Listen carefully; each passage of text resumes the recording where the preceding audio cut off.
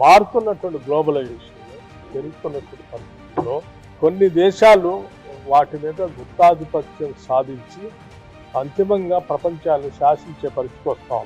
So దానివల్ల తెలంగాణ రాష్ట్రంలో భారతదేశంలో కూడా ఉత్పత్తి అవుతున్న ఎలక్ట్రానిక్స్ సంబంధించి వాటన్నిటికీ ఆ మెటీరియల్ ఆయా దేశాలు సప్లై చేస్తే తప్ప ప్రొడక్ట్స్ తీసుకొచ్చే పరిస్థితి. ఒకవేళ వాళ్ళు సప్లై చేసే పరిస్థితి ఆగిపోతే ఈ వ్యవస్థలన్నీ కూడా కుప్పగలుగుతాయి. దాంతో దేశమే పెద్ద ఎత్తున వెనకబడిపోయే ప్రమాదం.